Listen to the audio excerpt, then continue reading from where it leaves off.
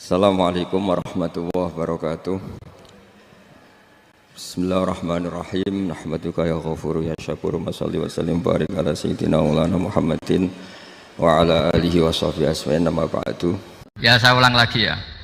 Berarti Rasulullah adalah Rasul yang sukses membuat sarana orang kembali ke Allah, mengakui kudrahnya Allah dengan sarana apa saja, melihat rumput, melihat hewan, dan hewan itu ya apa saja, gabah itu apa saja, hewan yang melata di bumi apa saja, semua bukti kudrahnya Allah.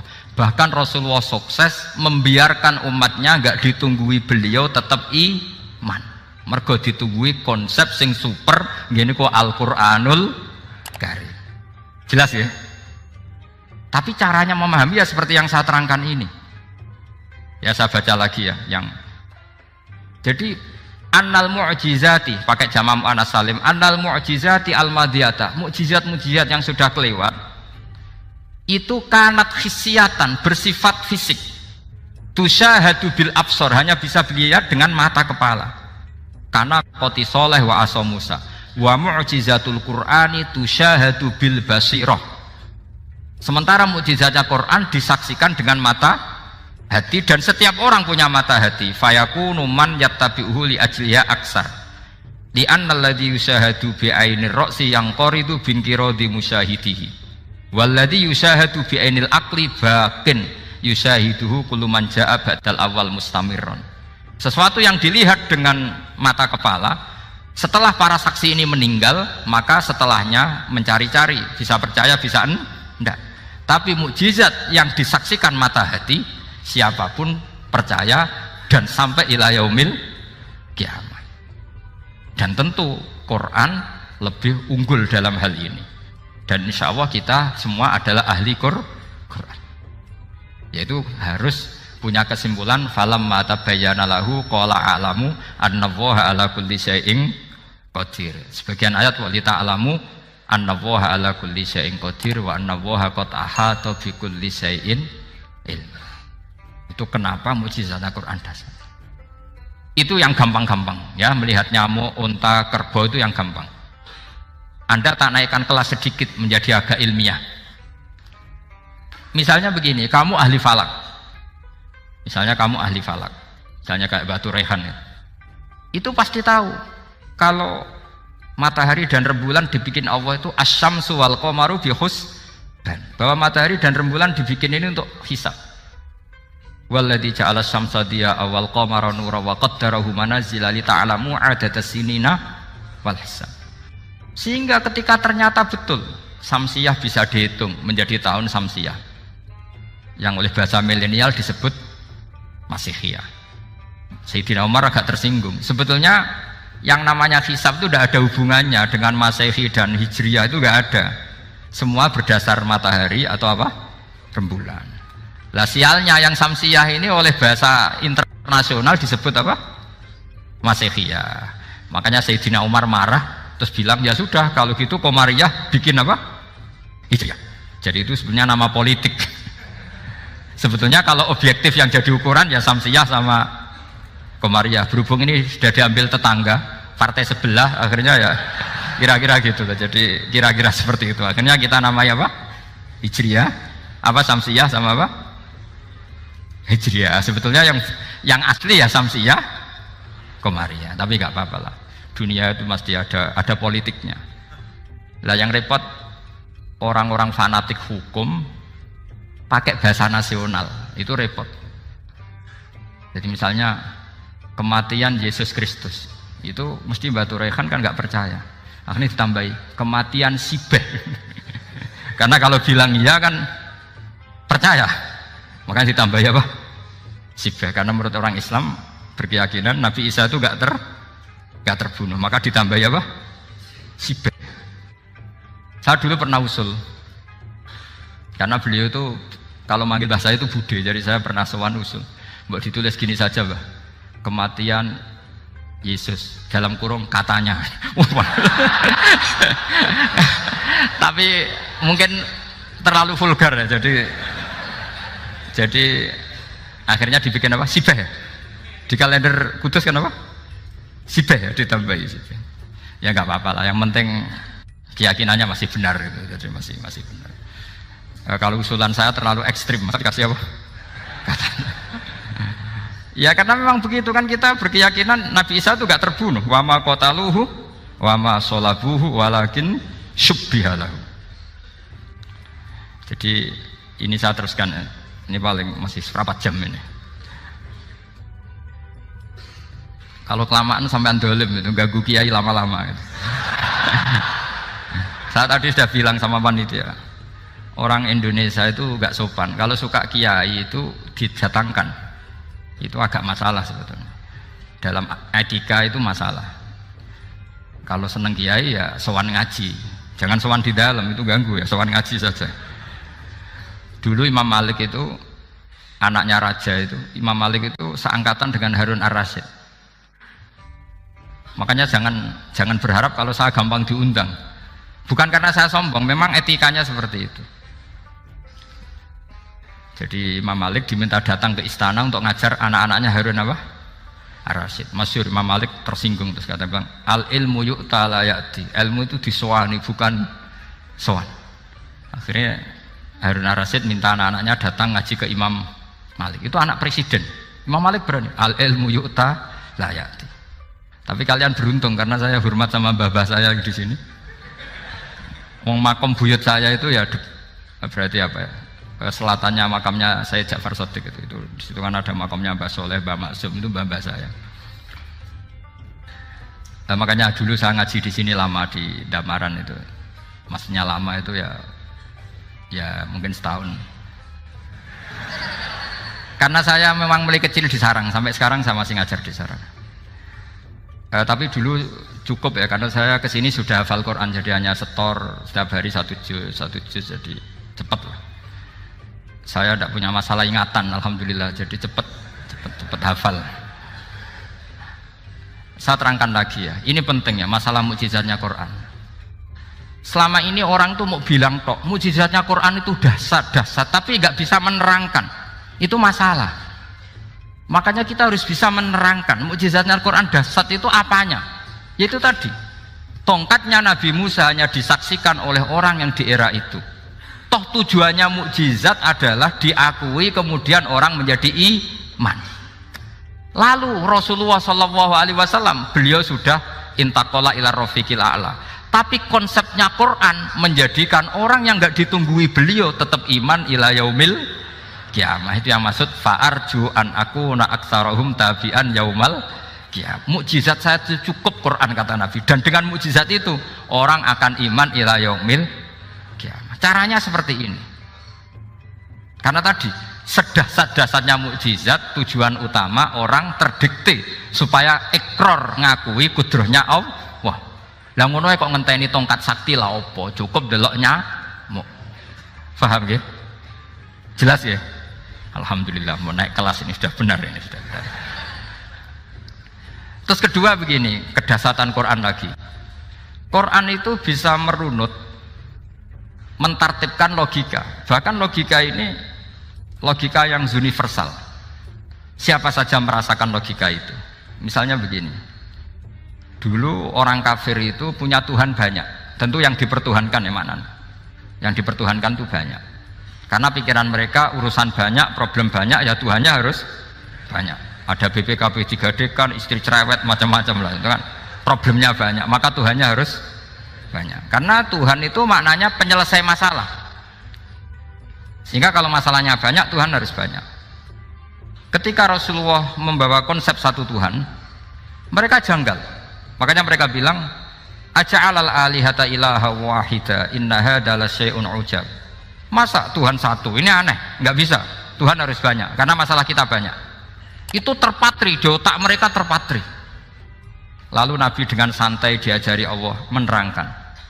Andaikan kalian punya majikan banyak dan perintahnya beda-beda, kamu suka enggak? Ya enggak suka, mat, enggak enak. Punya majikan banyak itu udah enak. Milih mana majikan banyak sama satu? Satu aja, mat. Tuhan kamu adalah majikan kamu.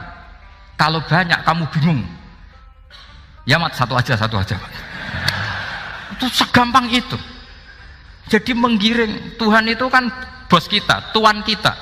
Kalau banyak berarti yang memerintah kita banyak dan bisa konflik bos-bos kita ini karena berebut anak buah tadi. Akhirnya mereka, kalau kamu punya majikan banyak dan perintahnya beda-beda, semuanya minta dilayani, kamu pusing enggak? Ya pusing, Mat. Minta yang mana? Majikan banyak sama satu? Satu saja, Muhammad. Ya Tuhan kamu adalah atasan kamu, maka harus satu. Mereka paham. Oke, Mat, Tuhan satu. Itu yang dimaksud dorobawaw matalar rojulan fihi syuraka umutasyakisuna wa rojulan salamal lirojul hal yastawiyani masalah. Langsung alhamdulillah. Karena mereka yang paling bodoh pun paham dengan logika itu, paham. Kalau Tuhan banyak, perintahnya banyak, kita repot. Maka Allah bikin satu masalan, yaitu rojulan fihi syuraka umutasyakisuna wa rojulan salamal lirojul. Satu lelaki, satu bos, satu perintah. Kayak apa mudahnya Allah. Kemudian mereka tetap menuhankan Lata, Hubal dan Uzza karena mereka dipertuhankan. Sebenarnya nggak pernah Tuhan tapi dipertuhankan. Allah memberi contoh itu sederhana sekali. Wa daraballahu mathalar rajulaini ahaduhuma abkam la yaqdiru ala syai'in wa huwa kallun ala maulah aina ma yuwajjihu la ya'ti bi khair hal yastawi huwa may ya'muru bil adl. Kata Rasulullah, Lata itu menurut kamu apa? Ya Tuhan kami. Muhammad. Hubal ya Tuhan kami. Uzzah ya Tuhan kami. Lalu kalau mereka kotor ya saya mandikan, kalau hidungnya coplok ya saya tata. Terus kata Rasulullah begini, kamu mau nggak punya budak atau pembantu yang buta, tuli, bisu? Kamu mau nggak punya pembantu loh ya, pembantu itu budak zaman dulu. Kamu mau nggak punya pembantu yang buta, yang tuli, yang bisu? Wah gak doyan, Mat. Gak apa pembantu ngono. Lah pembantu saja kamu tidak mau yang gitu, kok malah punya bos begitu? Orang yang tuli, yang bisu, yang kopok, jadi pembantu saja nggak layak, kok malah jadi pangeran. Paham ya? Arca dan berhala itu kan nggak bisa apa-apa. Kamu mau gaji ngasih THR pembantu yang kopok, bisu, picek? Mau? Wong jadi pembantu saja nggak sah, kok mau jadi apa? Tuhan atau jadi majikan? Jadi Allah bikin contoh gampang sekali. Wa daraballahu mathalar rajulaini ahaduma abkam la yaqdiru ala syai'in, nggak bisa apa saja. Wa huwa kallun ala maulah, anane ngrepoti tok.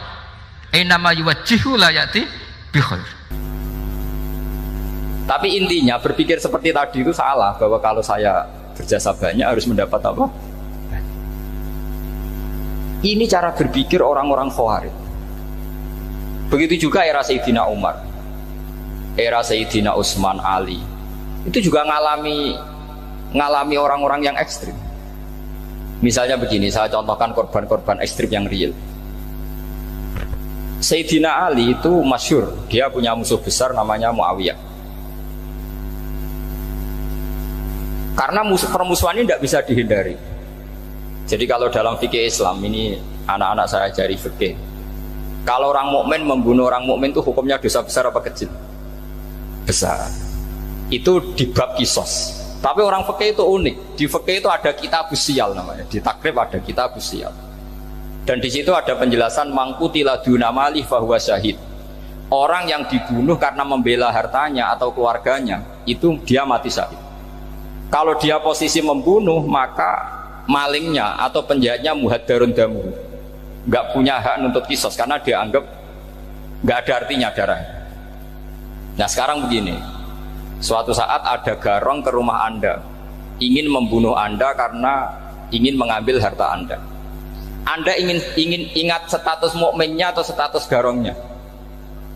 Terus kamu mau dibunuh diam aja, saya tidak mau membunuh orang apa? Mukmin atau membunuh orang muslim. Nah, kesulitan yang dialami Sayyidina Ali seperti itu. Orang-orang Khawarij cara berpikir, entah Ali ku geblek, wong mukmin kok pengen mateni mukmin. Muawiyah yo geblek pisan, wong mukmin kok pengen mateni orang mukmin. Padahal suasana sudah kacau. Ketika seorang penjahat mau membunuh yang punya rumah dan yang punya rumah ingin membunuh penjahat, itu namanya mukmin bentrok sama orang mukmin. Apa orang benar sahibul hak ingin mempertahankan haknya? Tidak sampai saya tanya.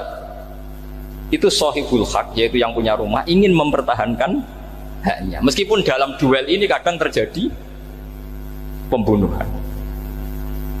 Nah di sini ini ya, ulama ahli sunnah menyebut masalah istihadiyah. Kelompoknya Sayyidina Ali mempertahankan nyawanya meskipun dengan cara membunuh pasukan Muawiyah.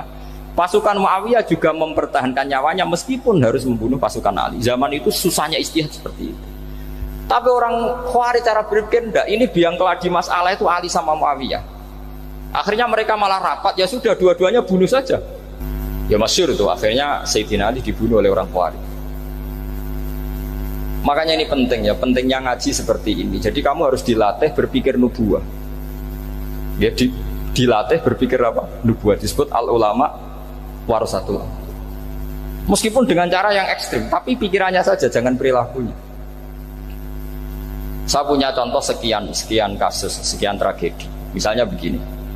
Saya itu dulu punya teman, dia soleh, bisa baca Fathul Mu'in.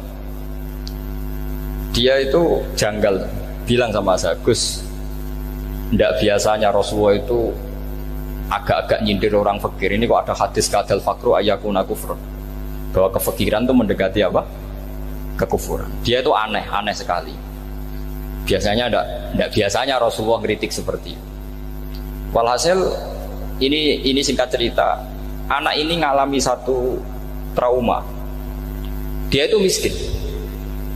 Gara-gara miskin gitu jadi burunya orang non muslim. Dan sering disuruh nganter majikannya itu ke tempat-tempat lokalisasi. Dia mulai mikir, ini gara-gara fakir saya harus nganter orang ke lokalisasi. Mulai ingat dia, Sodaqah Rasulullah, ini gara-gara fakir saya jadi pengantar orang ke lokalisasi. Suatu saat majikannya itu benar-benar bangkrut, malah tidak disuruh nganter, pokoknya carikan yang cantik bawa sini. Pusing, waduh. Nah, dia akhirnya walhasil lari terus keluar. Terus dia cerita betapa ekstrimnya fakir, sehingga gara-gara fakir saya harus jadi penolong orang yang mau apa maksiat. Anda boleh berpikir ekstrim, tapi ekstrim dalam melawan kemungkaran, yaitu tadi, saya nggak boleh jadi fakir, tapi takutnya fakir yang nanti jadi alat kemaksiatan. Imam Ghazali juga punya contoh seperti itu. Imam Ghazali pernah marah besar ketika tren di Baghdad itu orang belajar fikih semua. Hatta la yakuna thamma tabibun illa min ahli dhimmah, kata beliau. Sampai di Baghdad itu tidak ada dokter kecuali orang kafir dhimmah. Akhirnya kalau ada ulama sakit, saya masih ingat pas kecil, kalau ada ulama sakit itu tidak boleh dibawa ke rumah sakit. Takutnya ketemu dokter muslim, non muslim malah disuntik langsung apa? Mati. Akhirnya ulama saat itu berfatwa, orang Islam harus ada yang jadi dokter. Banyaklah gus-gus yang sekolah kedokteran. Yang masyhur ya seperti Sahal bin Abdul Fattah. Itu dulu putranya Ki Fatah yang menolong Mbah Mahfud saat sembunyi. Saking idolakannya Basal, anaknya dinamakan Sahal, tapi dia jadi dokter spesialis bedah. Begitu seterusnya urusan negara. Dulu itu orang jabat itu tidak boleh, karena jabat itu dekat dengan syubhat, dekat dengan haram. Tapi gara-gara pejabatnya non muslim, kalau bikin aturan ya ala non muslim. Ulama akhirnya sadar, andikan kita yang jabat pasti tidak seperti itu. Bisa bikin perda ini, bisa bikin pelaturan begini yang menguntungkan Islam. Nah, jadilah banyak pejabat yang sekarang muslim. Tempat-tempat maksiat diobrak-abrik sama Satpol PP macam-macam. Kita untung. Tapi kalau orang-orang Khawarij pikirannya pokoknya pejabat itu dekat dengan haram, dekat dengan syubhat. Padahal dengan kita jabat bisa bikin perda atau apa yang menguntungkan Islam. Kemudian menjadi masalah baru secara fikih. Ini adik-adik dengerin biar kulino senam fikih. Kalau caleg soleh, misalnya Mas Nadif nyalek, ini tadi tak guyoni, mau jadi bupati ndak, kalau ya mau usah dukung. Jadi misalnya gini ya, Zaid sama Bakar, misalnya Bakar itu orang soleh, mau jadi calon lurah. Dia tahu kalau dia lurahnya kampung lebih baik. Kalau yang jadi ini Zaid, itu kampung itu rusak karena dia suka dugem, suka macam-macam. Kemudian Zaid ini pasti jadi karena beli suara. Misalnya per kepala itu dibeli 50.000. Bakar ini kalau nggak beli suara kalah. Padahal dengan kalahnya Bakar artinya kemenangan kemungkaran. Itu zaman era Fathul Mu'in, muridnya Ibnu Hajar Al-Hitami. Ibnu Hajar muridnya Abu Zakaria Al-Ansori itu fatwa. Yang soleh ini wajib beli suara, bukan boleh, wajib beli suara. Nah, tapi ini namanya tidak nyuap, perlu dicatat, ini namanya tidak nyuap. Jadi tidak bisa kamu kaitkan misalnya ar-rosi wal murtasi finnar. Yang nyuap maupun yang menerima suap adalah sama-sama di neraka. Tidak bisa seperti itu, karena logikanya dibalik. Sekarang Bakar ini beli suara itu untuk membeli kebenaran, untuk mengawal kebenaran. Zaid beli suara untuk menopang kebatilan. Berarti namanya Bakar ini penyuap atau pembeli kebenaran? Pembeli kebenaran. Harus dibedakan. Nah, ini pentingnya ulama. Memang nyatanya seperti itu. Yang dikatakan nyuap, riswah itu adalah membayar uang li'ibtolil haqqi, untuk membatalkan kebenaran atau membenarkan kebatilan, itu namanya nyuap. Tapi kalau mengeluarkan uang untuk menghakkan barang hak dan membatalkan barang batil, itu namanya uang perjuangan. Nah, ini pentingnya mikir. Jadi ulama itu mulai dulu sudah berarti. Nah, sekarang sudah banyak orang-orang khusyuk yang biasa di masjid khusyuk. Kalau ditanya zaman akhir rusak kabeh, wong soleh-soleh wis nyuap. Kalau orang soleh ini tidak nyuap ya tidak jadi. Kalau nggak jadi mereka nggak ada yang jadi DPR, nggak ada partai Islam, habis malah Indonesia. Saya itu punya kenalan banyak pakar-pakar di Jakarta, itu cerita saya, Pak Bahak. Indonesia itu solusinya gampang. Kita ini punya Bali, punya Batam. Itu kalau Bali dimakaukan, Batam dikayakan Hollywood. Amerika kaya itu bukan karena hebat, pornografi dijual, tinju di Nevada itu dijual, di Las Vegas dijual, apa saja dijual. Kok tidak kaya itu gimana? Sementara Indonesia mau aur-auran gitu, sungkan partai Islam. Sebenarnya Indonesia gampang, kalau ingin kaya Bali itu dikayakan Hollywood atau dikalahkan Makau jadi kota judi, Batam dijadikan kayak Las Vegas. Itu transaksinya pasti triliunan. Orang gamane wong muda dijual, judi dijual, orang tinju dijual. Tapi gara-gara ada partai Islam, nyari rumus solusi ekonomi itu yang tidak seperti itu. Akhirnya kangelan, akhirnya rapati juga. Tapi barokah, tetap barokah partai apa? Yang menangnya caleg-calegnya rata-rata ya beli. Kalau tidak beli habis. Saya bukan menghalalkan nyuap, tidak. Kalau nyuap tetap haram ila yaumil qiyamah. Tapi kalau suratul masalah seperti ini kamu mengatakan suap, itu beda. Ini suratul masalah yang tidak ada kaitannya dengan suap. Asal lawannya batil ya. Kecuali lawannya sama-sama hak. Dua calon di kampung itu soleh sama soleh. Ini yang soleh bayar nggak boleh, karena siapapun yang jadi soleh itu nggak boleh. Makanya kalau cari musuh yang dolim biar halal ya. Iya, saya pernah ditanya seorang dosen, Gus, saya ini kalau baca sejarah perang Badar atau perang Uhud, yang saya tidak nerima itu satu. Kenapa setiap ghanimah harta orang kafir dan istrinya orang kafir kok disita orang Islam, dan yang perempuan jadi amat, kemudian juga digauli orang Islam, yang hartanya orang kafir juga jadi asetnya orang Islam, kok kayak garong. Dia tanya seperti itu sama saya. Terus saya jawab, kalau sampean ada garong dan kemudian bawa senpi, senjata api, kemudian garong Anda, penjahat Anda lumpuhkan, ya senpi itu harus Anda kembalikan. Monggo penjahat ini kagungan jenengan beto wangsul, karena ada milik Anda, harus dikembalikan. Wah, tidak bisa Bapak, kalau saya kembalikan pasti dipakai jahat lagi, dipakai kriminal lagi. Ya sama, kalau asetnya orang kafir dikembalikan ke orang kafir, akan menjadi aset kekafiran lagi untuk menghancurkan kita. Nah, perempuan juga sama. Perempuan itu alat produksi. Jika perempuan tadi dikembalikan ke orang kafir, maka kamu menolong populasi orang kafir. Ya seperti itu. Paham ya? Makanya disita dalam perang loh ya, tapi dalam perang yang legal. Nah itulah kenapa amat halal. Makanya di Quran itu illa ala azwajihim aw ma malakat aymah. Paling enggak itu masih ada ulama atau pemikir atau ustadz siapa saja yang bisa memahami logika apa? Islam. Nanti kalau ulama ini sudah meninggal, orang akan mencibir Islam dengan cara mengatakan Islam itu jahat, yaitu menyita hartanya orang kafir dan istrinya orang kafir setiap kali terjadi perang. Karena pemikiran ini pasti sama-sama kutubnya, sama-sama ekstrim. Jadi ini penting saya katakan. Makanya masyhur itu perdebatan Sayyidina Ali dan Muawiyah ini. Ini saya kutip sedikit. Ini ya sama-sama berpikir ekstrim, tapi ekstrim yang baik. Walhasil dalam satu kerja bakti di Masjid Kuba, itu ada sahabat namanya Ammar. Ini di depan umum, ini penting. Kalau dalam ilmu hadis di depan umum ini penting, karena nanti menjadi mutawatir. Beda dengan hadis yang Nabi ngendikan sama 1-2 sahabat, namanya hadis ahadi. Di depan umum Nabi guyon gini sama Ammar, ya Ammar waihak taqtuluka alfiatul baghiyah. Ammar, kamu ini nasib kamu itu agak sial. Karena nanti yang membunuh kamu itu kelompok yang tidak benar. Alfiatul baghiyah itu kelompok yang tidak benar. Itu disaksikan sekian sahabat. Walhasil suatu saat Ammar ini ikut perang dan ikut pasukannya Ali dan terbunuh oleh pasukannya Muawiyah. Seneng Ali.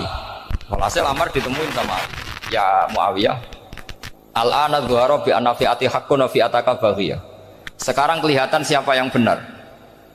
Saya yang benar, kamu yang salah. Kenapa? Karena Ammar kelompokku dan terbunuh oleh kelompok kamu.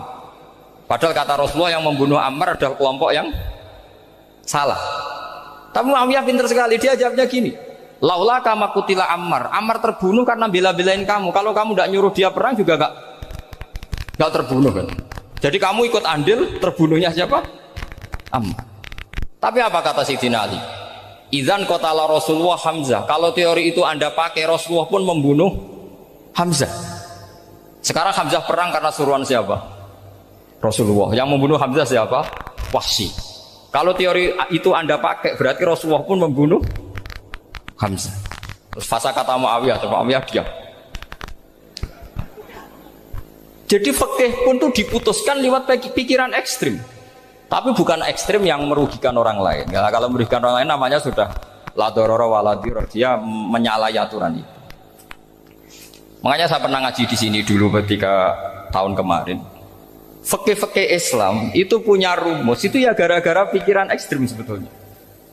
Saya pernah nyontohkan adalah orang tuh kalau sholat jenazah itu mayitnya di depan. Itu ulama fikih tidak ada yang punya alasan. Mau hanya bilang gini, hakada wajadna salafan wa khulafan. Mulai dulu kalau nyolati mayit ya jenazahnya di depan. Kayaknya gitu saja, tidak punya alasan. Makanya ulama lain mengatakan tidak apa-apa jenazah di belakang, yang sholat di depan. Kenapa? Fa innaha laysat bimanzilatil imam. Memangnya jenazah imam kok harus di depan? Itu ya tidak ada yang bisa bantah. Bagaimana mungkin harus di depan? Oh enggak, imam kok harus. Yang harus di depan itu imam, jenazah itu imam apa enggak? Enggak. Terus alasan kedua, sholat ghaib. Kalau ada orang mati di Surabaya, Mas Nadib di sini, sholat ghaib boleh enggak? Boleh. Jenazahnya di depan apa belakang? Di belakang kan? Berarti harus enggak jenazah di depan? Ya dia mau ngakeh yang jelas kalau itu. Lah ini contoh-contoh kecil. Nah orang Khawarij itu orang yang paling tidak mau menerima otak-atik seperti itu. Akhirnya jadi goblok bareng tadi. Ya makanya Rasulullah pun jadi korbannya Khawarij. Muhammad, kamu harus adil. Karena pikiran mereka adil itu yang memberi banyak ya dapat banyak. Kalau pikiran nubuah tidak seperti itu. Kalau yang biasa memberi, biasa heroik, biasa baik ya biar tetap biasa memberi. Jangan dilatih jadi apa? Fasih.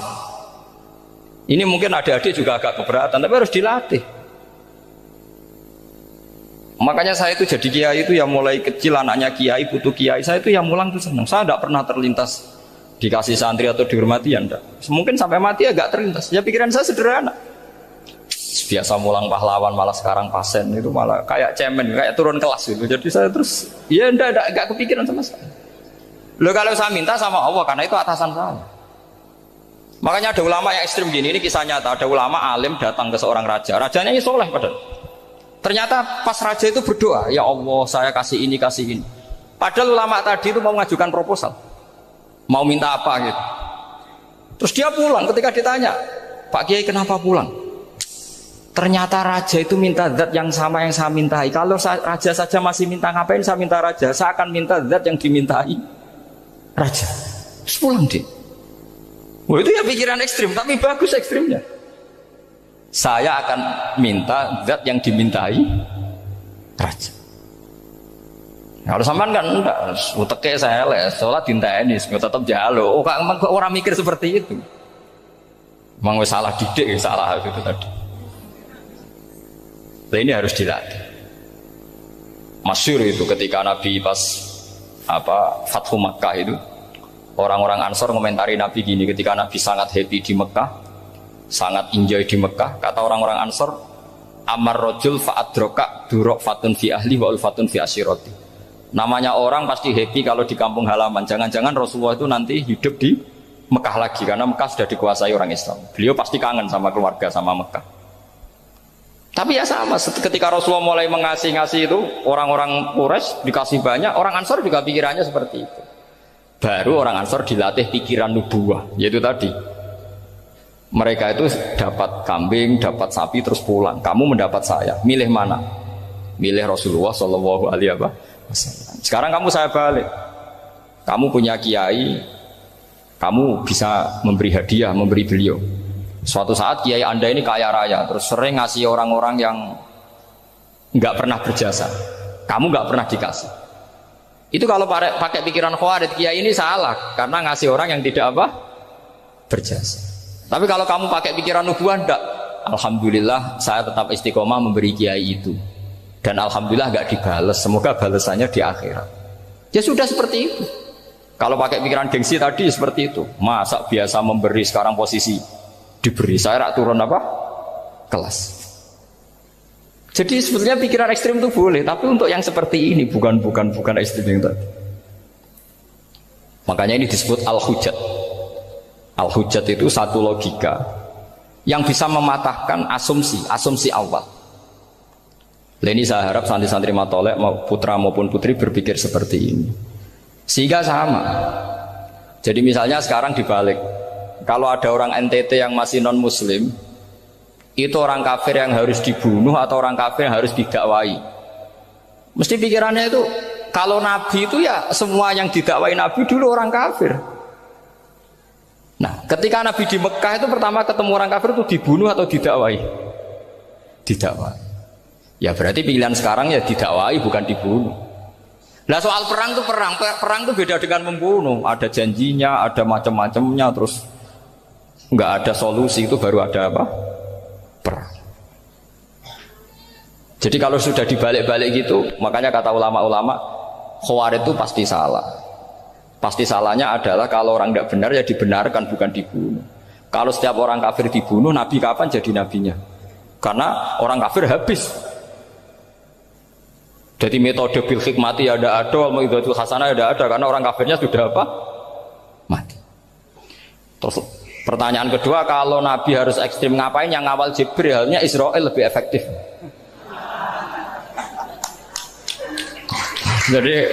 Jadi kalau sama-sama ingin ekstrim, Nabi itu gak usah dikawal Jibril, kan tidak efektif kan? Harusnya yang ngawal itu siapa? Israel. Kan gak repot ya.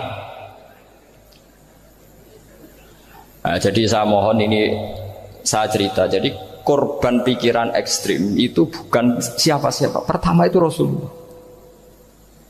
Akhirnya Rasulullah menjelaskan, ya beginilah cara berpikir nubuwah. Jadi saya kira demikian. Nanti mungkin kalau ada tanya-tanya, ada pertanyaan. Yang jelas kalau seputar ekstremitas itu bisa latihan. Ya, sebenarnya bisa latihan di fikih. Karena fikih ini cerminan dari pikiran ulama. Ya, cerminan dari pikiran ulama yang tidak tekstual. Ya, seperti gini ya. Tasaddaqa Rasulullah so'an min tamrin au so'an min aqidin. Ketika zakat fitrah itu Rasulullah mengeluarkan satu sok tamar. Tamar itu kurma. Kalau menurut tekstual berarti zakat fitrah harus pakai kurma. Tapi semua ulama sedunia mengatakan kuti ahlil balad. Artinya dalam konteks Indonesia ya pakai apa? Beras. Berarti kata tamar diganti kot, diganti apa? Kot. Jadi orang itu jangan diajak goblok bareng. Masa Nabi ngendikan tamar harus apa? Tamar. Makanya saya pernah debat. Pak Nabi itu cingkrang. Kenapa orang-orang itu rata-rata tidak cingkrang? Saya bilang, Nabi itu hidupnya di Mekah. Kenapa Anda hidup di Indonesia? Iya, Nabi itu hidupnya di Mekah. Terus saya tanya lagi, Nabi itu hafal Quran, kamu udah hafal? Saya hafal Quran. Kalau cingkrang gampang, karek ngetok kata saya. Ya, kalau ada sunnah Rasul, Nabi hafal Quran enggak? Hafal kan? Berarti kalau ikut sunnah Rasul, hafal Quran. Jangan cingkrak tok, ya hafal apa? Ya sama poligami juga gitu yang tadi diceritakan Mas Nadif itu. Nabi itu poligami setelah Khadijah meninggal. Apa mereka mau nunggu istri pertama meninggal? Kalau ingin persis loh, kalau ingin persis nunggu istri pertama meninggal. Iya. Tidak mau juga kan? Ya biasa saja lah. Pokoknya yang dihalalkan syariat ya kita bilang halal, yang diharamkan kita bilang apa? Tidak usah sok suci si sunnah Rasul. Saya punya banyak cerita. Abu Bakar itu dulu sering menghindari sunnah Rasul. Dulu Rasulullah itu kalau ada orang minta ya dikasih. Ketika era Abu Bakar bikin Baitul Mal. Ketika ditanya ini zaman Rasulullah tidak ada. Kata Abu Bakar, huwa Rasulullah. Beliau itu Rasulullah. Mau nggak di-manage ya negara tertib. Umar bikin pasukan. Pasukan itu diangkat negara. Kalau dulu zaman Nabi yang ikut perang bahaya, yang tidak perang namanya munafik. Era Umar tidak, militer itu ditunjuk. Dia digaji pakai Diwanul Murtazikoh. Ketika ditanya kenapa tidak kayak Rasulullah, huwa Rasulullah. Mau tidak tertib pun tetap negara stabil. Karena ada karismanya.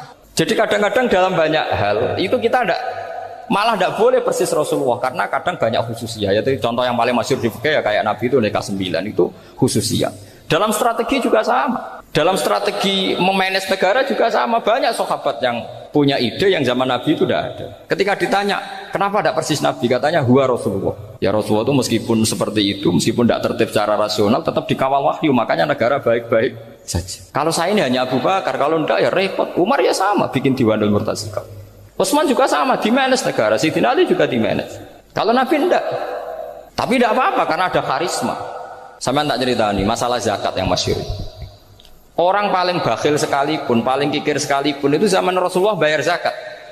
Karena pikirannya setelah zakat dikasihkan Rasulullah mendoakan. Khudh min amwalihim shadaqatan tutahhiruhum wa tuzakkihim biha wa sholli alaihim inna sholataka sakanul lahum. Era Abu Bakar enggak. Sorry ya Abu Bakrin, dulu kita zakat sama Rasulullah karena didoakan beliau. Kamu hanya Abu Bakar, saya tidak mau zakat. Ya sama lah seperti orang dipimpin ulama-ulama karismatik. Orang dipimpin Badola itu tidak usah metai, santri sudah nurut. Dipimpin Usman Nazif gak bikin pelaturan, habis pondok. Kalau tidak ngancam gak gini, ditakzir gak gini, habis. Zaman Badola dehem tok santri wedi. Mas Nazif dehem enggak. Nah, makanya Rasulullah itu tidak banyak bikin pelaturan. Rasulullah itu kalau mau perang itu hanya bilang sahabat, saya besok ditantang Abu Sufyan di sini. Saya mau perang. Oh itu sahabat ikut semua. Orang melihat wajahnya, melihat karismanya sudah tertarik ingin menyelamatkan beliau. Kita tidak akan ridho Rasulullah keluar sendiri. Kalau Abu Bakar ya enggak. Pertama Abu Bakar pidato sudah sopan. Saya memimpin kamu. Ini qatwul litu walastu bi khairikum. Saya ini memimpin kamu, tapi bukan berarti saya yang terbaik. Jika saya benar maka dukunglah. Kalau salah ingatkan. Itu pertama orang-orang bilang apa? Fawwala uqiman nakabisef. Nanti kalau Anda salah tak ingatkan pakai pedang. Ya karena hanya Abu Bakar bukan Rasul. Jika diaturlah ini ada militer, ada pengawal, ada Baitul Mal. Era Umar lebih modern lagi, ada Diwanul Murtazikoh, ada macam-macam. Ya Rasulullah nggak ada. Nah sekarang orang sidik-sidik muni sunnah Rasul, padahal ada sunnah Rasul yang khasnya Rasulullah sebagai nubuwah. Ya, khasnya Rasulullah sebagai apa? Nubuwah. Coba Nabi itu istrinya 9, semuanya cerita tentang tahajudnya Nabi, witirnya Nabi. Apa kira-kira Mas Nadif kalau punya istri 4 ceritanya tentang tahajudnya Mas Nadif? Kan enggak. Nah, jadi saya mohon, sebetulnya pikiran-pikiran ekstrim itu karena enggak mau belajar. Enggak mau belajar. Kalau mau belajar itu kata Imam Ghazali itu dalam kitab Imla, Al-Imla fi Iskalatil Ikhya itu. Fal ma'ani awsa'u minal ibarat. Yang namanya ma'ani itu awsa'u apa? Minal ibarat. Jadi yang fal ma'ani awsa'u minal ibarat. Jadi yang namanya makna itu lebih luas minal apa? Ibarat. Nah, ini contoh yang paling nyata ya Sayyidina Ali. Ketika Sayyidina Ali perang sama Muawiyah, itu Sayyidina Ali bilang sebaiknya Muawiyah kirim delegasi, mediator. Saya juga kirim mediator. Terus orang-orang Khawarij karena tadi tekstual. Mahada ya Ali. Ini apa ya Ali? Lam yujad fi kitabillah. Aturan mediator itu tidak ada di Quran. Bahwa kalau kita perang harus ada mediator itu tidak ada. Terus Sayyidina Ali baca ayat wa in khiftum shiqaqa bainihima fab'atsu hakaman min ahli wa hakaman min ahliya. Jika lelaki dan perempuan suami istri terjadi shiqaq, terjadi konflik, maka suami kirim satu mediator, yang pihak perempuan juga kirim mediator. Terus Sayyidina Ali ngendikan wa amru Muhammad a'dhamu min amri rajulin wa imra'atin. Urusan umat Muhammad lebih serius ketimbang urusan hanya sekedar suami dan istri. Maka kita butuh hakam, butuh mediator. Baru 4.000 orang Khawarij tobat mengikuti pikirannya Sayyidina Ali yang tidak tekstual. Sama seperti zaman Rasulullah. Ketika Rasulullah mau perang Badar, saya ini mau perang Badar kata Rasulullah, musuh saya itu 1.000 lebih, kalian hanya 313, apa kita teruskan?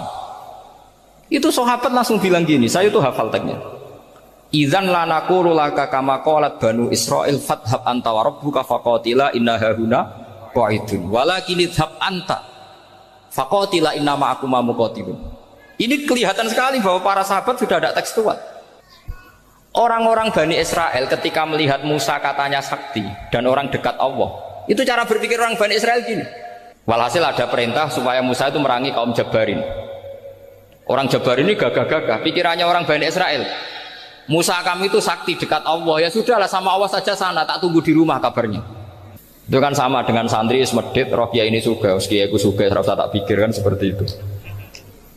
Ya sama seperti itu, Nabi ku kekasih Allah, mesti perang menang, serasa tak ewangi mesti menang. Fadhab anta wa rabbuka faqatila inna hahuna qa'idun. Ya sudah, kamu berangkat saja sama Tuhan, tak tunggu di rumah. Tapi apa kata para sahabat Ansor ketika Nabi minta supaya mereka dukung di perang Badar? Langsung bilang, idzan la naqulu laka kama qalat banu Israil. Kita tidak akan bermental kayak Bani Israil. Ini tekstual pada enggak. Mereka punya mafhum, punya pikiran. Cara Mas Hadi punya kreatif. Bahwa ini mental yang bejat, kita tidak akan meniru seperti itu. Itu sahabat. Jadi dulu sahabat itu makna di Quran juga ada tekstual. Jadi bisa memahami. Nah sekarang orang memaksa semuanya harus tekstual. Ya meskipun tadi jangan terlalu liar terus menjadi liberal. Tapi saya tidak tahu kalau contohnya Mas Hadi tadi pakai kondom, sistem kondom tidak tahu. Itu pikirannya Jil apa Mas Hadi tidak tahu saya. Itu tidak tahu. Kok sampai sembeling itu saya tidak tahu. Kok lagi juga kalau tidak bisa nyontohkan yang di luar itu, saya itu ya tidak tahu. Mulai dulu ilmunya seperti itu terus gitu. Ya tidak tahu lagi. Jadi mulai dulu zaman Nabi pun itu sudah ada pikiran-pikiran seperti itu. Jadi tekstual atau harfiah itu ya enggak. Nyatanya sahabat langsung bilang idzan la naqulu laka kama qalat banu Israil. Ad-dinu yusrun wala yusyadha hadatina ahadun illa ghalabahu. Yasiru wala tu'assiru basyiru wala tunaffiru. Makanya kita usah sok suci, hidup itu gak ada pilihan. Misalnya kalau saya ditanya, bina wong fasik itu penting enggak? Penting. Tapi kancanan wong fasik itu haram, mari katut. Kancanan wong fasik itu haram, mari katut fasik. Ti ngembarno wong fasik umat Rasulullah ya haram, umat Nabi kok mbarno. Kancanan yo haram, ngembarno haram. Lah terus piye, Gus? Ya ora piye-piye. Ayo saiki misale kowe ngembarno wong ayu tiba ning dalan, haram to ora? Haram. Terus mbok gendong, haram to. Hidup itu tidak banyak pilihan. Jadi dilema dari guru-guru dilema. Makanya apa ya seperti itu istafti qalbak takokno atimu. Motive nulung iku nulung apa sahabat? Ya sudah seperti enggak ada pilihan. Motivem kancanan wong fasik iku mergo enak kancanan wong fasik. Delok dangdut pantes apa ya pantes. Apa motifmu didik? Ayo rata-rata ke kancanan wong fasik motifmu didik apa enak kancanan wong fasik? Enak. Haram berarti. Ya seperti itu, memang banyak sesuatu yang apa, makanya banyak ulama ngendikan banyak perilaku duniawi yang menjadi amal ukhrawi karena niat. Juga sebaliknya banyak perilaku ukhrawi yang akhirnya menjadi duniawi juga karena niat. Makanya niat itu diatur sedemikian rupa. Nah ini juga sama, duduk tasahud akhir, ayo duduknya dulu, duduk tasahud baca sholawat itu satu paket. Makanya al-atasek wal asir wal hadi asar atasahud wa qu'uduhu wa sholat ala nabi sallallahu alaihi wasallam. Fatasyahudu mongko te tasyahud wa qu'uduhu lan lungguh tasyahud. In aqobahuma lamun ana sing maca akibah tapi sami nggih. Lamun mungkasi utawa nyusuli huma ing tasyahud lan qu'ud apa salamun salam iku ruknani berarti rukun karone. Jadi tasyahud yang diakhiri salam itu berstatus rukun. Berarti tasyahud awal berstatus sunnat karena tidak diakhiri salam. Jadi nak wonten tiyang traweh kok 4 rakaat langsung salam itu enggak bisa dikatakan batal karena statusnya tasyahud awal napa sunnat. Ya. Tapi kalau traweh itu sudah monggo-monggo kalau traweh itu sudah menjadi alamiah, jadi biasanya ulama berdebatnya begini, ini dengerin ya. Kata taraweh itu alamiah apa implementasi dari Qiyamul Lail? Ayo jawab. Traweh itu alamiah apa implementasi dari Qiyamul Ramadan? Kalau kamu katakan Qiyamul Ramadan, maka ada orang traweh langsung 4 rakaat tanpa tasyahud awal, harus kamu katakan sah karena tasyahud awal berstatus sunnat. Tadi kan dikatakan tasyahud yang wajib itu yang diakhiri salam, berarti tasyahud awal sunnat. Di mana-mana kalau sunat boleh ditinggalkan. Yeah. Tapi ada ulama yang agak ekstrim mengatakan begini cara berpikir, tarawih itu alamiah. Alamiah artinya yang dikatakan tarawih, yang dikatakan tarawih adalah sholat 2 rakaat dengan 1 salam. Paham ya? Artinya kalau 4 rakaat dengan 1 salam itu namanya tidak tarawih. Paham ya? Makanya seperti itu tuh ya gak usah diperdebatkan. Seperti gini, sampean kalau sholat witir aku yakin akeh sing batal, cuma pangeran maklumi. Oh, aku yakin akeh sing batal tapi pangeran maklumi. Jadi disahno, kenapa sah? Dimaklumi Allah Subhanahu wa taala tadi. Kamu kalau witir kan 2 rakaat dulu. 2 rakaat setelah itu. Sekarang pertanyaan saya, ketika 2 rakaat kowe niat tembi. Wong niate witir kok genep. Ya kan? Apa? Lah pertanyaannya begini, ketika rakaat ini minal witri, kemudian orang ini ternyata enggak nerusno sing sak rakaat. Itu sah sebagai witir apa sholat biasa?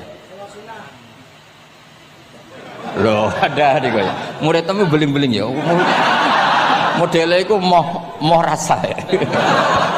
Tapi ya apa kagak zaman akhir ya sahabat.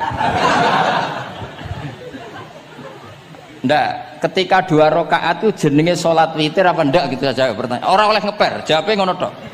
Ketika 2 rakaat itu witir apa enggak? Tidak. Lah iya ikut paket witir. Berarti niatnya sampean gini, ya Allah saya sholat 2 rakaat, ini paket witir loh Gusti. Makanya shollu sunnatan rakaat ini minal witri. Jadi seperti itu kan bingung kita. Nah sekarang begini, ndak ini latihan fikih karena saya pengajar fikih. Kalau ada orang sholat, ya saya ulang lagi ya, ada orang misalnya begini, ada orang sholat terus sarungnya itu pas sampai dengkul, sampai lutut. Kalau dia rukuk pasti jengking pupune ketok. Iku batale ngenteni wis rukuk apa mulai pertama batal? Enggak, jawab saja. Apa? Ketika rukuk apa mulai berdiri sudah batal? Ketika rukuk ya. Awas eling-eling ya. Ndak ini undian berhadiah. Itu di Asbawan Nadhair itu ada pertanyaan gini. Lalu yang dikatakan sholat itu apa? Yang dikatakan sholat adalah satu aqwalun wa af'alun muftatahatun bitakbir muhtatamatun. Nah, lalu ketika dia rukuk itu batal. Batal yang batal apanya itu, Pak? Wong dia belum berbentuk sholat. Berbentuk sholat itu kan kalau sudah absolut sampai salah. Yang batal itu apanya? Wong sholatnya erong kasil lah. Bingung tuh sampai mesti. Jadi makanya pertanyaannya itu apa ya? Fikih itu kadang ya sudah seperti itu, memang angel. Makanya kalau kamu melihat perempuan itu Di takrib itu melihat perempuan yang ajnabiyah itu haram kecuali untuk sekian hal, termasuk muamalah. Terus ngopi dianggap muamalah, repot. Sekarang pertanyaannya, kamu ngopi demi melihat apa melihat untuk ngopi? Nggak jawab.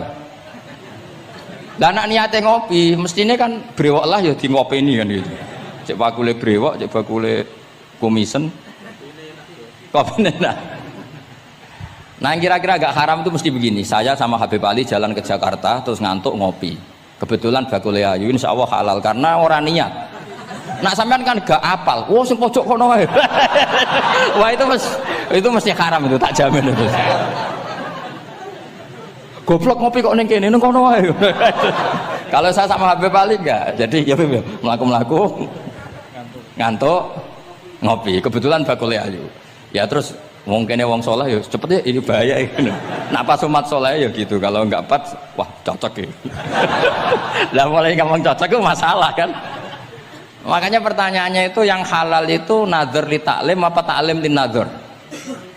Apa? Nazar, mbol kowe semuni. Jadi itu masalah-masalah fikih memang.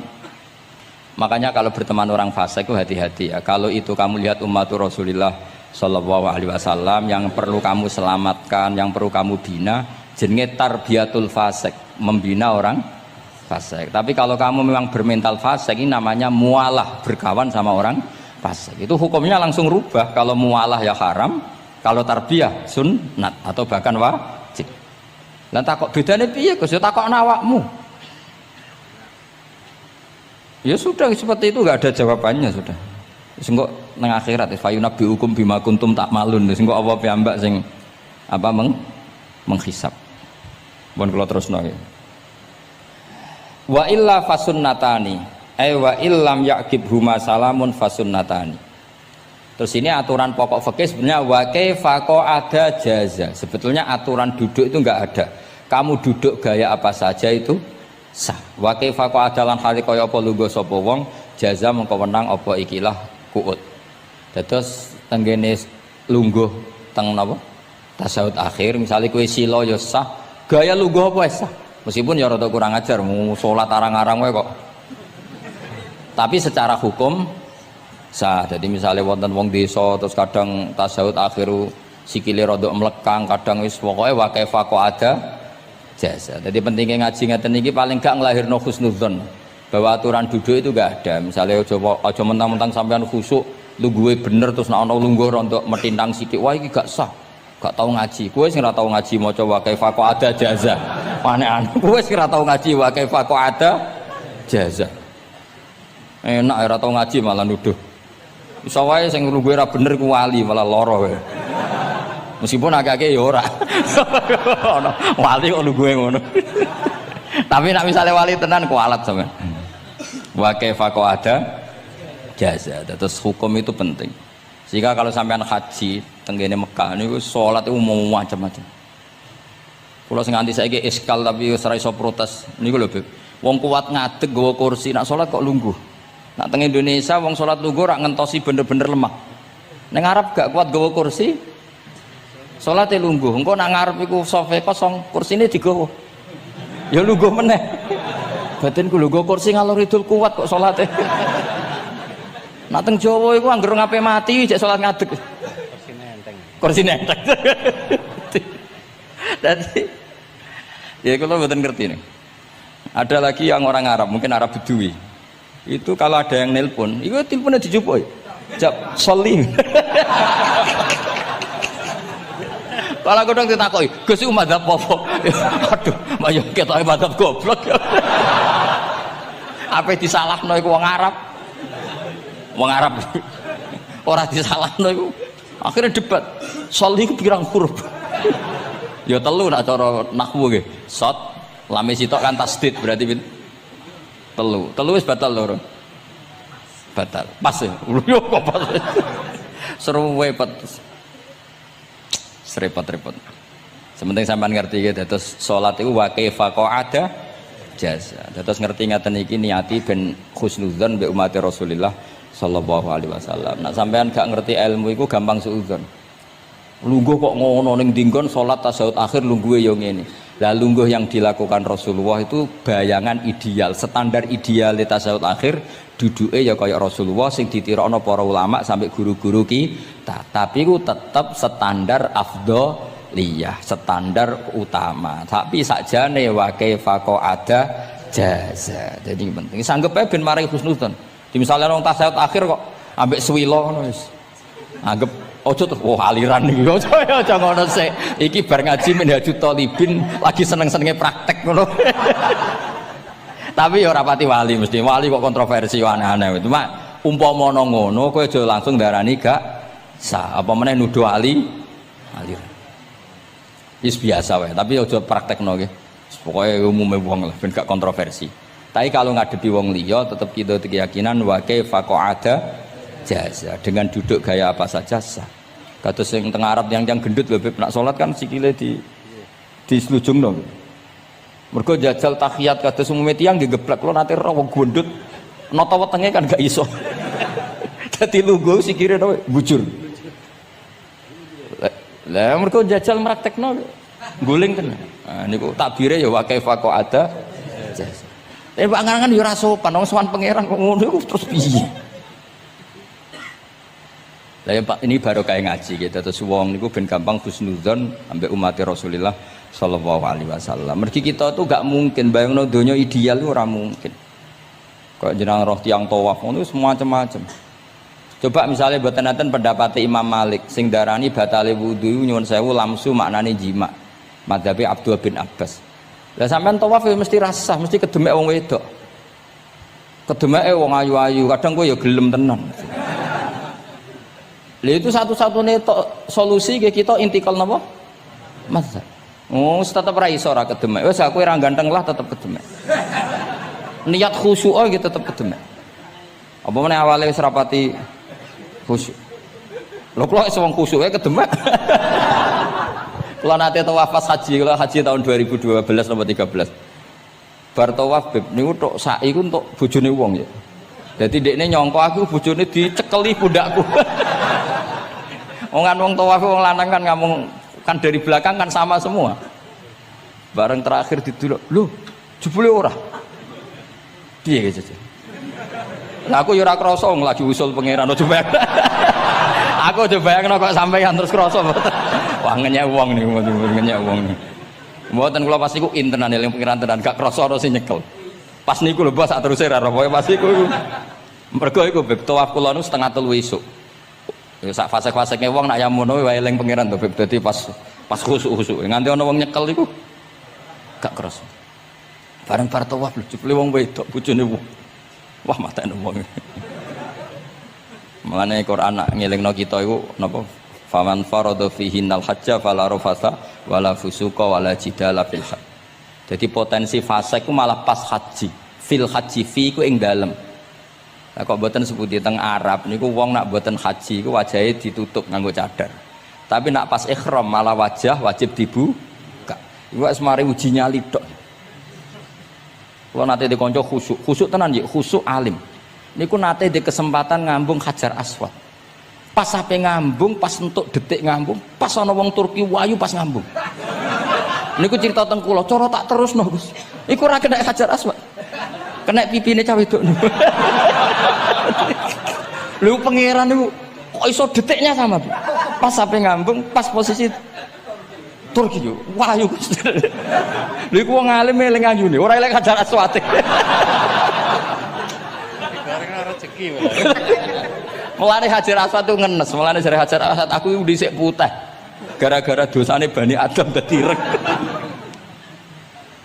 Mulane kata yang haji nangis kan termasuk niku nyesal deh jebule wong sing rayu bojone tok wong nuduh wayu kabeh sing bagian niku maksudnya dadi nyen repot pangeran niku nguji ngoten faman farada fihinnal hajja fala rafasa wala fusuqa wala jidala fil hajj. Bener nak sholat, sak fasek-faseke wong pas sholat itu mesti warung lanang-lanang. Sholatnya ning masjid ngarepe wong lanang, pinggire wong lanang. Haji mboten.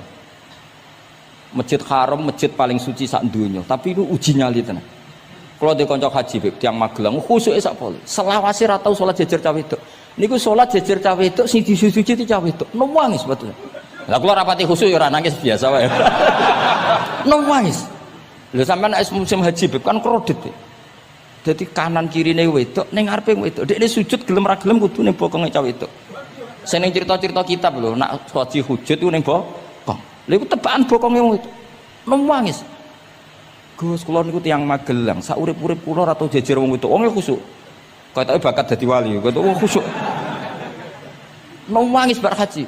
Gus kula napa hajine mboten ditampi kok nate ngalami sujud. Aku piye ben ngandani wong khusuk bingung kok ngandani wong khusuk. Ngongkon istighfar ngundekne ra salah wong kepeksa.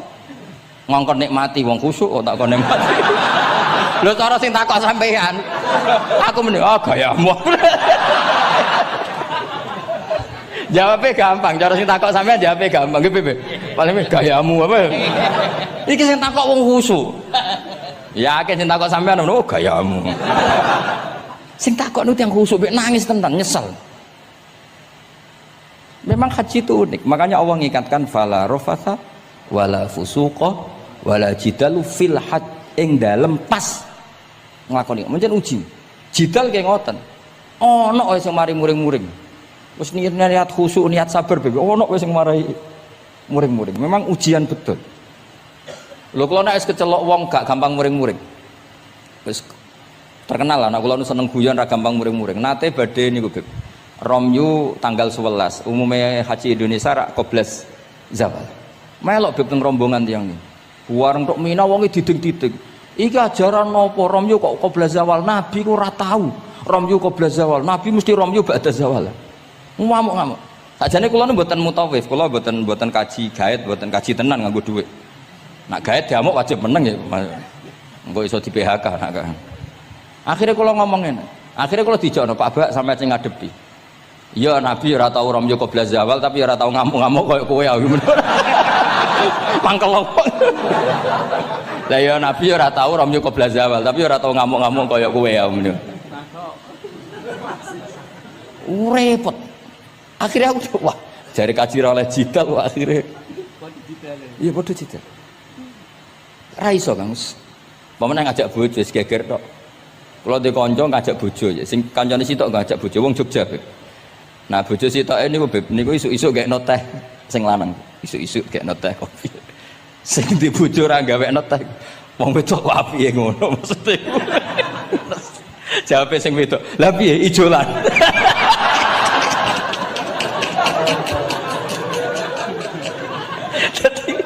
Wong lanang kok kadang spontan kan yo kacau. Cah wedok ku cek apike mbek bojone. Piye Mas? Ijolan maksudnya. Wis pancen to. Jare amit pas kaji. Ayo sapa sing kaji ora jidal kok ben ora raine. Sing ngene-ngene iki lho. Wong aja ulama aja Habib iku wis gak mlebu kias sing umum-umum ngono. Wes angel. Ono catering terlambat. Wah, ada saja yang bikin apa? Emosi. Kalau kaji tak rilek-rilek. Tapi ya sono. Ngono pidato ning Mina ono macam-macam. Ribet. Itu fil hajj. Allah memang dari awal memperingatkan potensi maksiat itu justru fil hajj ketika musim haji. Pemene wae perkara dam wis macam-macam. Mun kula terusno sing penting kaidah teng salat wa kaifa qa'ada jaz. Kados wingi Imam Rafi'i dawaken salat sujud itu mau cukup watul jabah. Niku nggih guling-gilingan ben gak gampang suudzon mbek tiyang lintu. Nah, kita piyambak ndak akan mempraktekkan itu. Kita tetap sujud melibatkan 7 anggota. Cuma nak ana sing ngono gak gampang suudzon. Wong bar ngaji minhajud talibin. Dadi ana gunane lah. Wa kaifa qa'ada jaza. Jadi duduk dengan gaya apa saja berstatus sah. Ya, duduk dengan gaya apa saja berstatus sah. Tapi saya ulang lagi, tentu kita tidak mempraktekkan itu. Kita duduk tasahud awal dari para guru, tasahud sani dari para guru. Cuma status hukum wa kaifa qa'ada jaza, dengan duduk gaya apa saja sah. Karena kita tidak pernah tahu. Ana wong duduke mingkrang jebule mbok salahno, mbok takokno jebule udunan kan ya ora roh. Salat kok modele ngono ku model apa? Jebule wonge napa? Udunan utawa wonge bar digi panjen sikile ra iso ditekuk barang mbok amuk salat kok ujug-ujug bar gipan lho gipan. Kan ndak pernah tahu, makanya ini butuh perangkat hukum. Jadi wong alim butuh itu khazanah hukum supaya agama ini luas. Ad-dinu yusrun wala yusyadha hadatina ahadun illa ghalabahu. Yasiru wala tu'assiru, basyiru wala tunaffiru. Mun kula terusno. Wa yusannu lan den sunatno fil awali ing dalam tasawuf awal apa al-iftirasu lugo iftiras. Mun sampean ngerti niku. Faya jlisu ala ka'bi yusrahu wa yansibu yumnahu wa yadau atrafa asabihi lil qiblah. Wa fil akhir at-tawarruku wa kal iftiras lakin yukhriju yusrahu min jihati yamini wa yulsiku warikahu bil ardi. Ini ora usah diterangno nggih karena apa? Ya sudah pokoknya seperti yang sampean praktekkan, itu yang tasawuf awal jenenge apa? Iftiras, yang tasawuf tsani jenenge tawarruk. Ora usah diterangno malah dimaknani malah bingung sama. Wal asah yaftarisul masbuk wasahi. Nah, meskipun imam itu tasawuf akhir, masbuk tetap bergaya tasawuf awal karena masbuk tidak diakhiri salam karena dia nanti berdiri lagi. Nah, kalau sedikit mau cerita masbuk bahwa agama ini proses. Ya saya ulang lagi, agama ini proses. Dulu para sahabat itu kayak cacilik Kudus, kayak cacilik Indonesia. Jadi dulu para sahabat itu kalau Nabi sudah rakaat ketiga atau rakaat kedua, niku takbir terus sholatnya digebut. Digebut, wis kayak cacilik-cilik kita cilik kan orang imam wis rakaat ketiga kayak takbir ngebut. Nah, engko bar ngebut nganti bar. Jadi imam rakaat ketiga kita tahu-tahu rakaat ketiga mergo nyelip. Engko imame salam ya melok salam. Itu kecerdasan itu tuh pinter. Dulu zaman sahabat ya gitu, agar Nabi rakaat ketiga sahabat datang takbir ngebut sampai rakaatnya sama dengan Nabi, Nabi salam terus ikut. Nah ditakoki Nabi wis pirang rakaat jong? Nggih 4 rakaat. Lah kowe karo kok 4 rakaat? Nggih ngebut Nabi. Itu dulu gitu. Sampai ada Mu'ad bin Jabal, makanya disebut di antara spesialis fikih itu Mu'ad bin Jabal, ketika beliau karek sama Nabi, beliau ngikuti Nabi, kemudian Nabi setelah salam beliau menambahkan rakaat yang kurang. Terus semenjak itu udah di syariat kalau untuk masbuk ngikuti imam, setelah imam salam menambahkan rakaat yang ditinggalkan. Terus dibakukan sampai sekarang. Dulu enggak seperti itu. Dulu sholat ya kenalan, jenengan dalemnya pundi. Oh, ya pun tengah-tengah sholat. Jejer wong ora kenal, jenengan tiyang pundi mboten nate ngertos kula tiyang mriki. Nggih ngoten riyen. Nggih. Sahabat sing pun terpelajar ora roh nak ngono iku batal salat. Sampai setelah salat Rasulullah sallallahu alaihi wasallam matur, "Inna hadhi salat munajah." Salat iku munajat dong ya. Nak omong-omongan mbek pangeran ae ora usah mbek Bani Adam. Akhirnya semenjak itu salat ngomong mbek Bani Adam hukume batal. Sebelum itu ya ndak. Nah, makanya agama ini proses, sehingga fiqhud dakwah itu harus dihidupkan. Sekarang enggak orang langsung pakai fiqhul ahkam, akhirnya umat ini melayu. Harusnya yang dimulai fiqhud dakwah. Jadi dulu Nabi berkali-kali kecewa be umat itu, tapi Nabi ngempet karena prosesnya fiqhud dakwah. Lho nate wonten tiyang niku nyuwun sewu, ijek di penggawean maling. Sowan Nabi di wis masyhur. Nabi mau ngangkat dia cong kowe salat. Ada sahabat yang nyuwun sewu rondo usul ning Nabi. Ya Rasulullah, dia punya penyakit sering maling. Kenapa ndak kamu larang supaya tidak maling? Nabi jawab ngeten. Sayanha huma yaqul. Nah dekne kok salate wis bener ditampa pangeran kok mari-mari di. Itu termasuk yang diperkuat oleh ceritanya Habib Zain bin Smith dalam kitab Al-Manhajus Sawi. Ada orang preman agak suka malak orang gitu. Tapi nak sholat tenan, tapi ya malak. Jadi contohnya ya kayak ora usah takok. Ya fase ku macam-macam, preman ono ngegeng delok wong wedok ono delok dangdutan terus ono macam-macam. Tapi nak sholat khusyuk. Ada seorang wali yang mangkele iku gunane apa kowe sholat wong ijek fasik. Jawab orang tadi, saya masih hafal kalimatnya yang diceritakan Habib Zain. Ada'u lisulhi maudian. Saya tetap ingin ada alasan saya berdamai dengan Allah. Jadi aku nak pas maksiat itu kan hubungan saya dengan Allah kurang baik.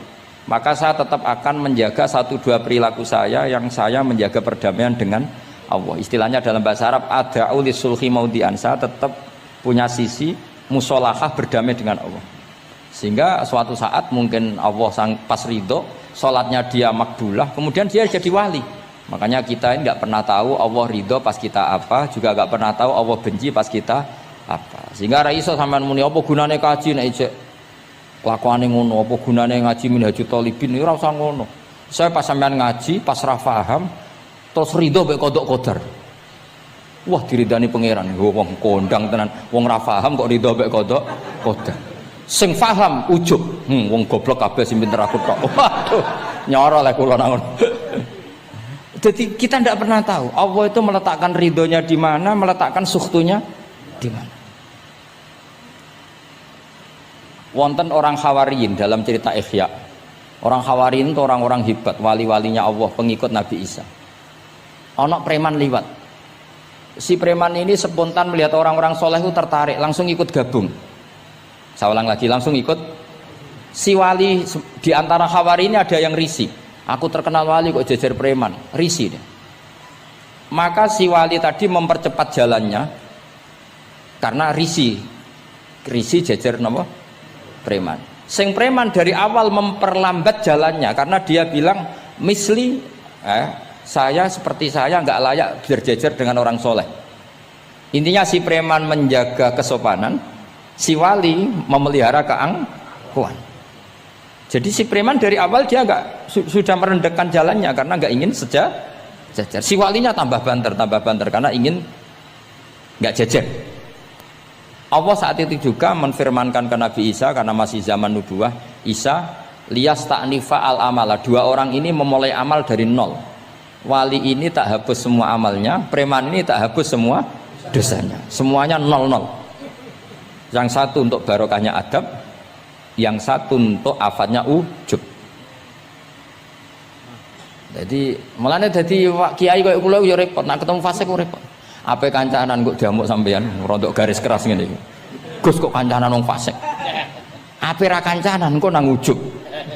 Mulane kula ora jelas ya perkara niku ngoten tak dudono. Kenapa Gus Bak sikape ra jelas? Ya bawaane wong alim ora jelas, bocah kok kandhane angel. Dadi bawaane wong alim ora jelas.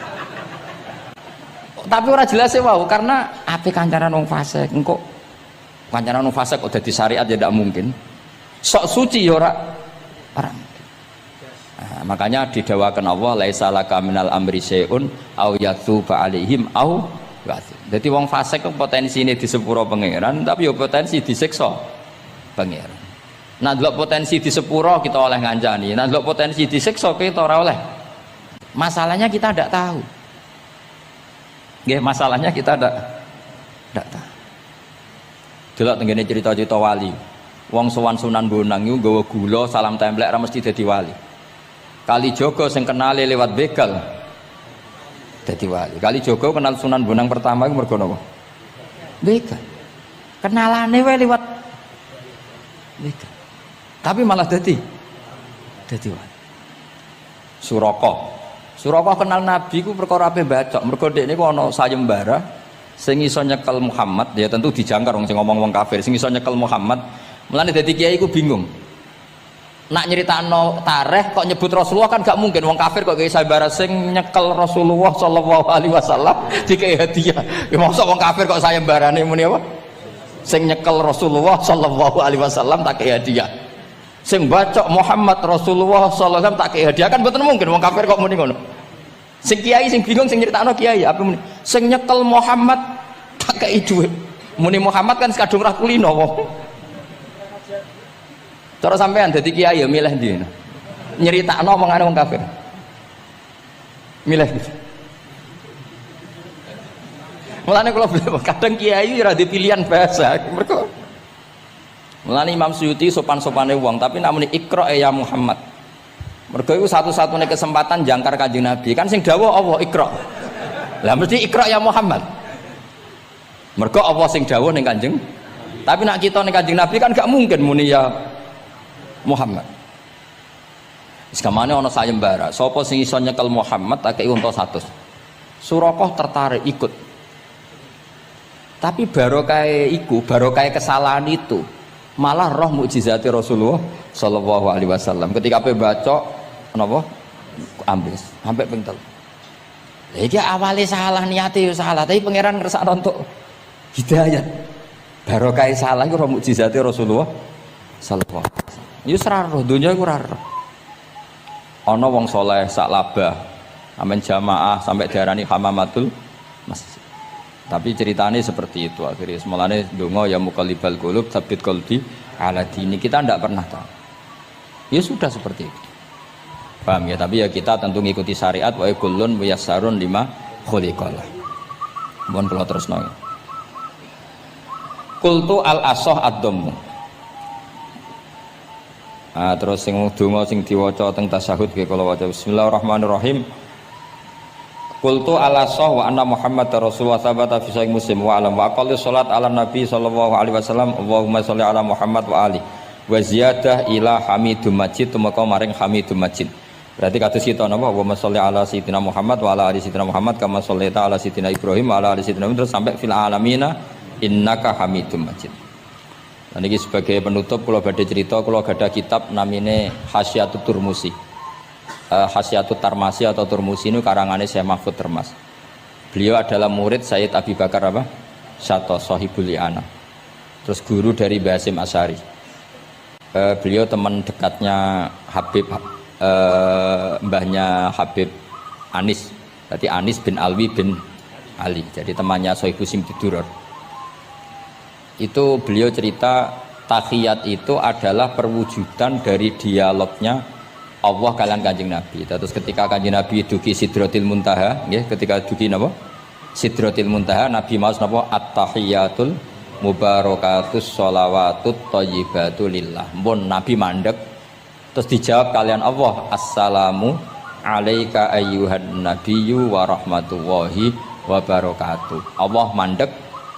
Terus Kanjeng Nabi niku mboten kepengin saking senenge teng umate bahwa kebahagiaan itu hanya untuk beliau. Saking sayangnya teng umate. Terus ditambahi assalamu alaina wa ala ibadillahi sholihin. Jadi niku barokah syafaati Rasulullah sallallahu alaihi wasallam. Jadi sakjane saking Allah namung assalamu alaika ayyuhan nabi, hanya untuk Kanjeng Nabi. Tapi Kanjeng Nabi carane nego.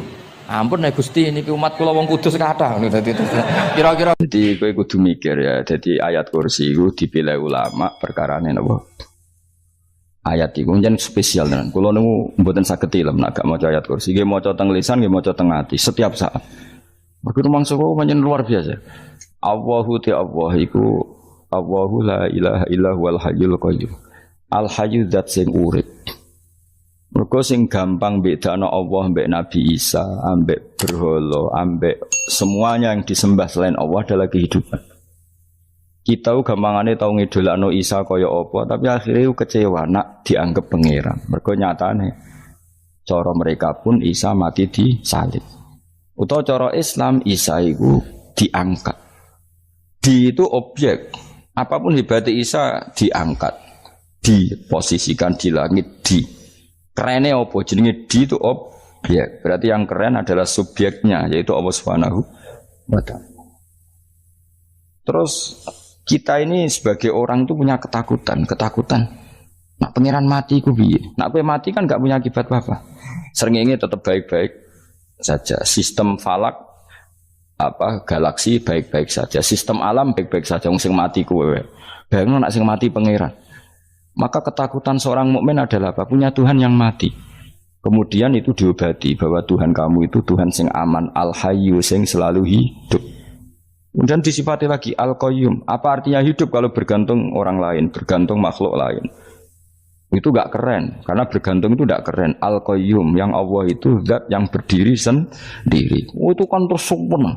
Lu kan mau ayat kursi sempurna. Bejane Gusti kula maca ayat kursi. Kowe ora maca iku kasihate mbahmu. Bocah kok. Oh, bocah ora bakat wali. Uteke wis elek. Kabeh dimaterekno. Kasihate apa nek maca ayat kursi? Kasihate mbahmu ngono. Jimat ya seneng.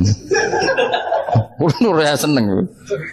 Maksudnya tapi mbok gedhingi teman-teman yo ora oleh njen rezekine kadol jimat ke piye. Sing iso ngatur rezekine wong sapa wis keben muga disepuro pangeran. Ra disepuro ora apa-apa kelakuan kok ngono iku piye. Wis terserah pangeran ae. Jadi Allahu la ilaha illa huwal hayyul qayyum. Kemudian setelah hidup itu bisa saja gak peduli kita karena pas ngantuk atau pas tidur. Terus disifati la ta'khuduhu sinatu walana. Dan zat yang hidup itu tidak pernah ngantuk, tidak pernah tidur. Akhirnya kita ini nyaman, punya Tuhan yang spesial, yaitu hidup dan berdiri sendiri, tidak ngantuk, tidak tidur. Terus begitu. Lahu ma fis samawati wa ma fil ardh. Dan miliknya Allah semua yang ada di langit dan bumi. Keren. Kita ini butuh air, butuh apa saja. Dan itu milik Allah. Coba kalau milik manusia, nggak nak loro neng rumah sakit tuh, oksigennya larang ingun. Padahal kue nak loro, oksigen di mana-mana gak tahu bah. Jadi kita seneng. Alam raya milik Allah kita seneng, karena alam ini milik zat yang nggak butuh alam raya, sehingga kita yang pakai. Allah bikin air, Allah tidak butuh minum. Allah bikin padi nggak butuh makan. Dia bikin semuanya untuk kita. Padahal itu kita tidak ikut punya. Akhirnya seneng mbek pangeran. Cek apike jenengan Gusti gawe ra melok nganggo. Sing nganggo kita-kita ini. Coba aku ora roh gawe rokok gunane apa ora roh. Ya gunane pekerjaan Gus, menyerap tenaga. Ya wis sauri-urimu. Sementing kowe roh gunane rokok. Paham nggih? Roh gunane rokok roh carane mandorot kanggo kowe. Dadi padha roe lah sementing. Ya ora apa-apa tapi. Kalau senang berguyon kiai-kiai ini, hanya rawon wong pinter guyon kayak kiai. Yes, kalau ini nekani acara resepsi teng Kudus teng keluarga sarang keluarga ini Lukman, ngisi Habib Umar Mutahar, semua nang jadi guyonan neng kiai-kiai ora wis kiai-kiai kabeh termasuk Habib Umar. Ada orang kiai rokok. Ini cerita anekdot. Ada kiai rokok. Rokokan ngarepe dokter. Pak Yai, kalau rokok terus nanti kalau mati gimana? Gampang, saya bawa korek. Sing kiai dhewe maksudnya iku nak mau rokok terus mari mati. Kiai ini yang ngerti maksudnya dokter ngono. Tenang dok, sama si bawa korek. Maksudnya nak rokok mati gak ada Jumat. Jadi gak sambung apa? Nak guyonane Habib Umar, saya sering membaca bahayanya rokok. Saya baca itu. Setelah baca, saya berhenti membaca. Wangan pikirannya setelah membaca bahaya rokok berhenti rokok. Saya sering baca buku atau apa tentang bahayanya rokok. Setelah saya tahu berhenti membaca. Wong spesial, seneng kalau niku bisa nikmati ya seneng putune Rasulullah, ya seneng guyon. Jadi seneng itu gak kudu mewah, memang. Lah kowe seneng ngenteni di Alphard malah kesel to. Wah, jadi kalau nung di grup kata lah, kiai sing seneng guyon, sing sering. Mereka kalau khawatir saya umat ini punya kenikmatan lewat jalur maksiat. Mulane kula seneng nek kiai seneng guyon, bukan seneng papanya. Umat ini punya kesenangan yang tidak maksiat, itu saja. Ya tentu ada kiai-kiai yang milihnya ada guyon supaya orang enggak uraan, ya bagus. Wes penting ikhlas. Wes syaratnya kabeh iku penting ikhlas, sudah ikhlas. Ya ora kudu spesial ikhlasmu, ya ikhlas biasa lah. Kelas-kelas teril lah, sementing napa? Saya sering baca bahayanya orang rokok. Setelah saya tahu bahayanya, maka saya berhenti baca. Wongku kaget kabeh. Mergo pikirane wong wis berhenti. Kok ternyata. Mulai saya sering baca bahayanya orang miskin. Setelah tahu bahayanya, berhenti merasakan kemiskinan. Jadi saya tahu bahayanya neraka. Setelah tahu bahayanya neraka, maka saya berhenti.